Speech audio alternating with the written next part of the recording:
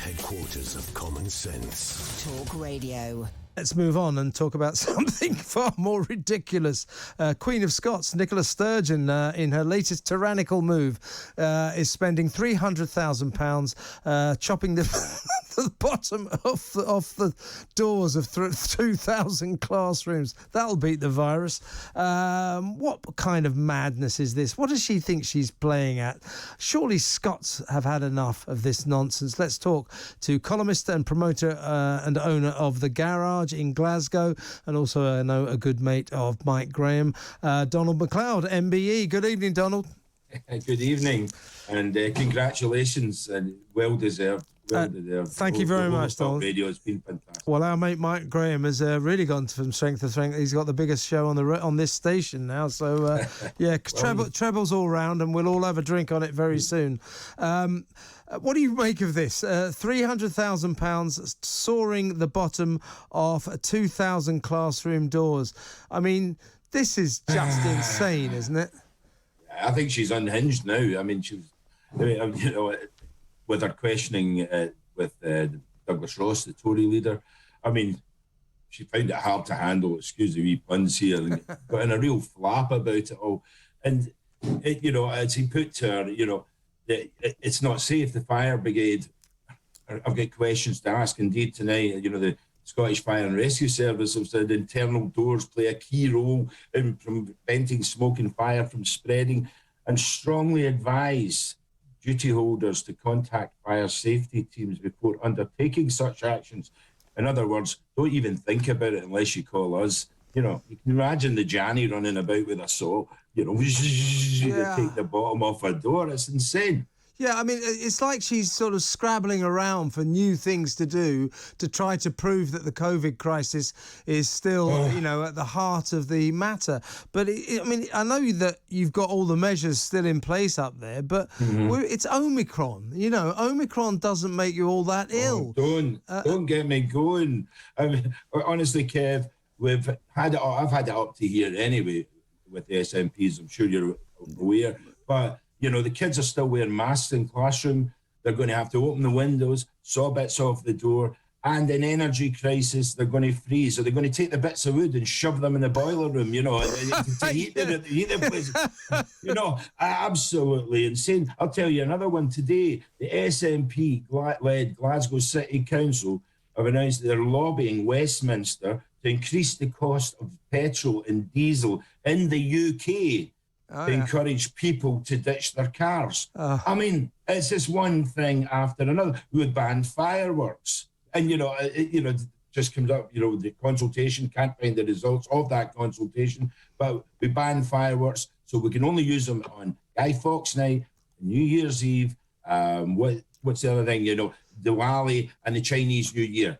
I mean, Diwali, they're going Diwali here. And then smoke alarms, they came into play there on the 31st of January. They're not seeking the advice, never talked to insurers, and they're forcing people to install connected firearms. I mean, where are they getting the money? Where are we getting the money for? I mean, I should stress that I presume Nicola's thought process in terms of these doors is that ventilation is supposed to be good for not spreading the virus. Well, there is 5 million going to get spent on the ventilation. A bit late in the day, they've announced this and change the filters for the 2,000 rooms, but then they have to add this bit, and it's always an extra piece, and more importantly, across Scotland, they're seeking to push through the emergency powers permanently.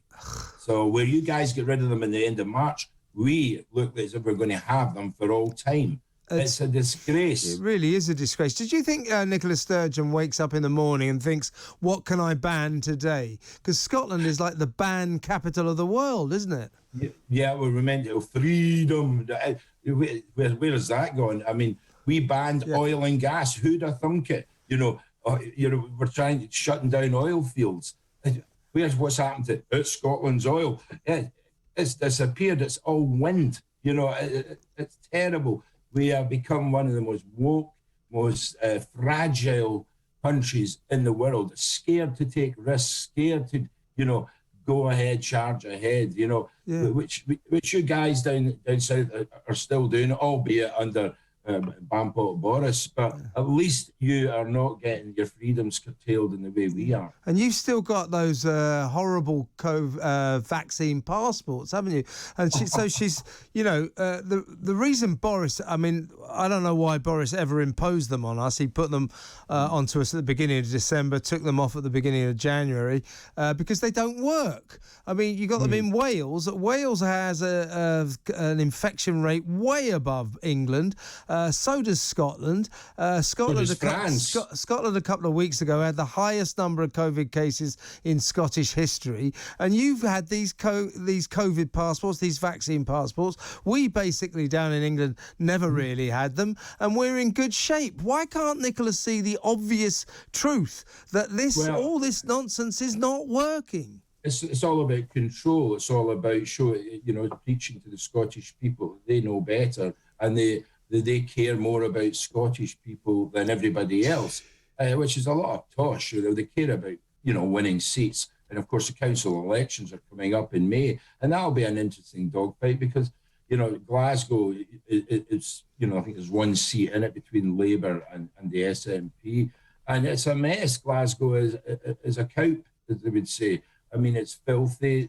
There's nothing happening yet. I'm on committees that we're really trying to push, the regeneration of Glasgow, but every step in turn is thwarted. Now we're getting told, they're going to introduce car park taxes.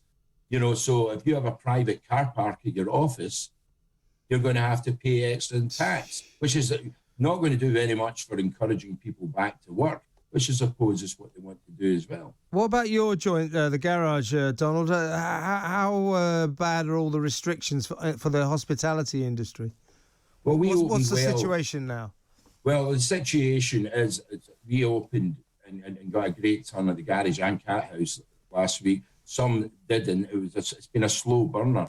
But more importantly, the money that was promised by the government for the cancellation funds to nightclubs won't get paid. The cancellation won't get paid until we reckon March, and we still haven't had the closure fund that was promised way back in December. Don't you worry, we'll shut you down, but you will get some money to compensate you.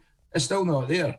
I mean, and now they're arguing between the councils and the government. Government saying we've paid the money. The council said we haven't received it. And this is just ongoing. So at the moment, we're opening our doors, trying to get busy again, and the kids are coming back out. And as far as masks and passports, we have to ask for them. But masks are getting binned, and the passport situation, kids are accepting it. They're not too fussed. It's easy for them. A screenshot will do. I think some people will take a Costa coffees. Listen, last point, Donald. I mean, surely all these restrictions on your freedom, these unnecessary vaccine passports, this palpable control that she seems to want to have over you all, I don't think it suits the Scottish people. This rampant wokery doesn't suit the Scottish people. They're a bold, free-spirited nation. Surely the Scots are getting fed up with this woman, aren't they? Yeah, a lot more are, but still there's a majority that it's independence above all else, and which is just a ridiculous, position to be in.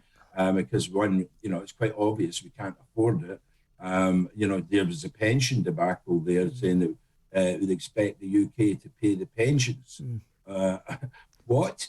I mean, if we go independent, surely that means we pick up the tabs, and we can't be sort of asking for pensions from the UK government. But that's got a long way to go. But more and more people are getting highly sick of getting told what to do. I feel whether they vote them out is another thing entirely. Oh, they should. I feel really sorry for you.